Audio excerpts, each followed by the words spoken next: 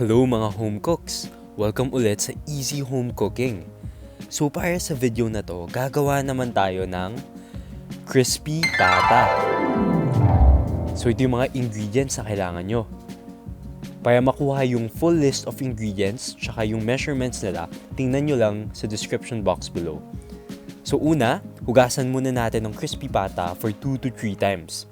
Tapos papakuluin natin siya para maalis natin yung mga scums.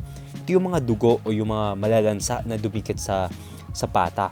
So, panoorin nyo lang sa video na mayroong mga umaangat sa tubig tapos aalisin lang natin siya na parang ganito.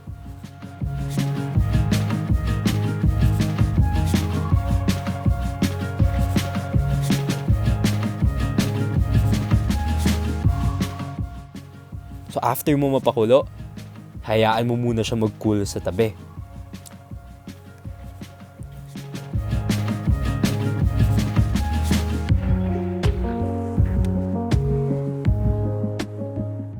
Tapos, dito natin siya hihiwain kapag na-cool na siya.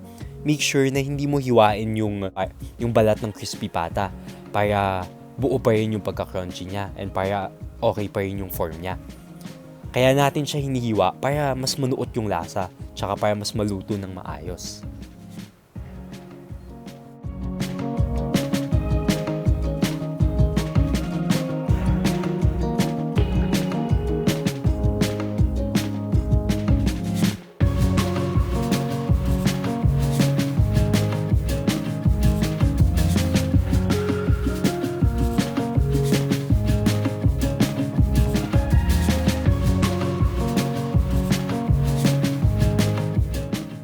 Ayan, kapag na-cut nyo na yung pata, papalambutin naman natin siya. So maglagay kayo ng onion, garlic, lemongrass, dahon ng laurel, asin, tsaka paminta. Tapos lagyan nyo siya ng tubig. Make sure na yung tubig na ilalagay nyo, enough siya para matakpan yung pata.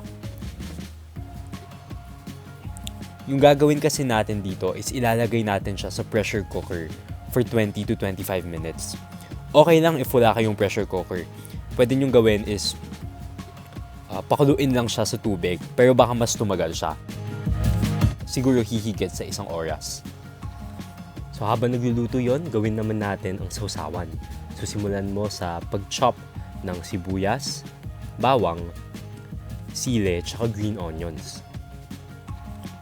Tapos ilalagay mo sa bowl ay calamansi, suka, tsaka toyo, tsaka yung mga chinop natin.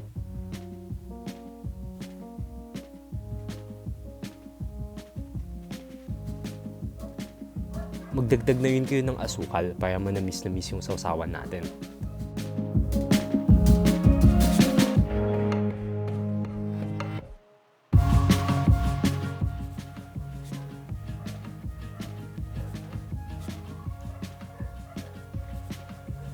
So after 20 to 25 minutes, ilalabas na natin ang ating crispy pata at hahayaan itong lumamig. So pwede nyo rin tusukin yung balat kasi meron tong aesthetic na feel mamaya.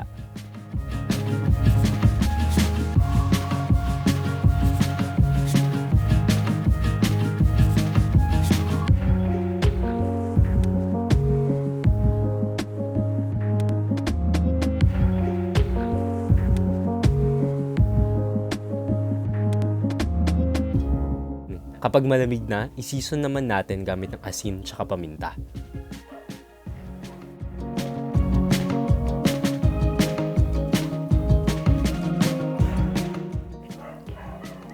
Pagkatapos ma-season, ifa-fry naman natin siya. Yung unang fry natin, low heat muna. Tapos for around 30 minutes natin to ifa-fry. After 30 minutes, ifa-flip natin. Tapos 15 minutes naman ifa-fry sa kabilang side.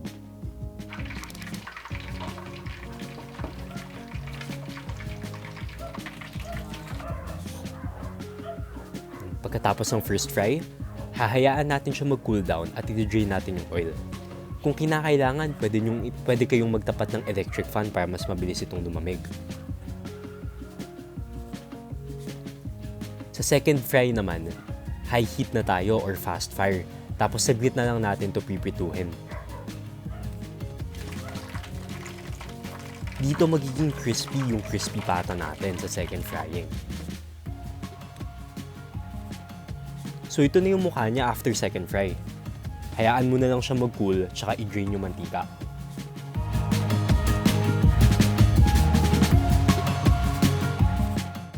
So ito na ang ating crispiest pata, guys. Crispy to kahit after ilang minutes. Kung nagki-crave kayo ng crispy talaga na crispy pata, then perfect to na ulam this quarantine. So if you like the video, don't forget to like, comment, share, and subscribe.